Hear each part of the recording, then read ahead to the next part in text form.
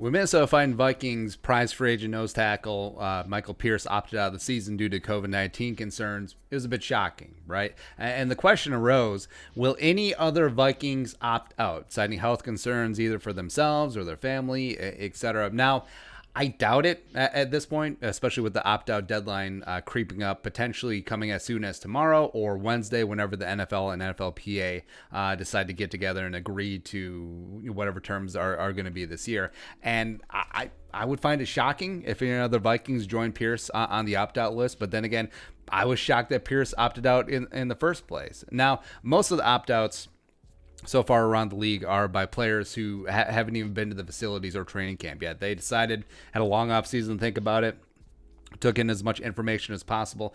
They saw what they could potentially get by opting out, $150,000 for an opt-out, $350,000 for a high-risk opt-out. They're like, okay, not really worth the risk, even though my contract may be infinitely times higher than what I'm potentially going to get on the stipend. Is like, we'll sit it out.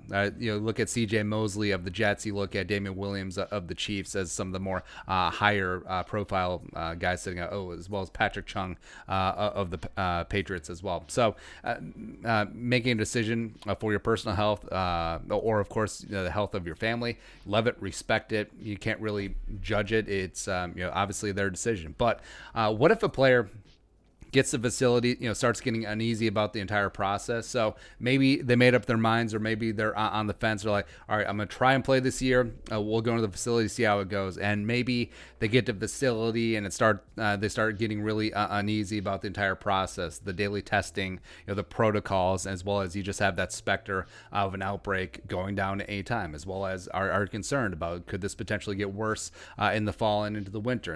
It's obviously that's prime football weather. And then potentially bring it home to your family, loved ones around the holidays. Like there's a lot to think about. All right, and yes, you can talk about, well, I would play it for the league minimum, blah, blah, blah. Well, of course you can say that, but if you have a little bit of money in the bank, if you've been playing this game for a while, you do have options. And also, I mean, at a certain point, well, actually, at all points, your loved ones mean more than money. You can make more money every single day, but I mean, you obviously can't, get back a loved one if something, God forbid, even though it's extremely low percentage, if something horrible did happen, right? So you do understand. And what if they get to the facility and they're like, you know what, I don't want to expose myself to this or my family, so deuces for a year.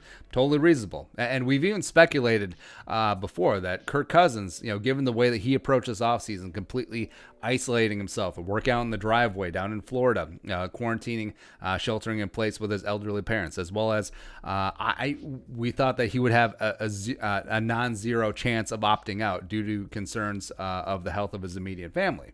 Now, it would be tough for Cousins to walk away from his $9.5 million base salary this year, but also, I mean, it's a guy that I'm pretty sure Kirk Cousins still has the first dollar he ever made. It doesn't seem like a guy who lives a very extravagant lifestyle, as well as he's earned over $130 million over his career to date, plus with X amount of dollars still guaranteed on his contract. Pretty hefty amount, right? As well as that Sleep Number and Tim Pot Pizza Ranch dictator money. All right, so a guy pretty secure financially, probably wouldn't need another penny if he quit right now, but he could easily walk away, right? I don't think he will, because he's in the facility, he's working, he's doing all that stuff now, but you never know before that deadline passes. Actually, I do think it would be tougher for some lower roster guys or some guys that haven't been in the league as long as Kirk Cousins or don't play quarterback. You look at Michael Pierce, where he walked away from his first big-time deal, because remember, he played on his rookie deal in Baltimore, signed a first big-time free agent deal, 3 years, $27 million, $6 million signing bonus, and even though he still has that signing bonus for sure, I mean, that's tough to walk away from, especially in the prime of his career. And also, since his contract tolls, potentially takes another year off of him hitting free agency and potentially getting a second deal. So, I mean, that was a big decision for Michael Pierce, and that's why you have to respect it even more.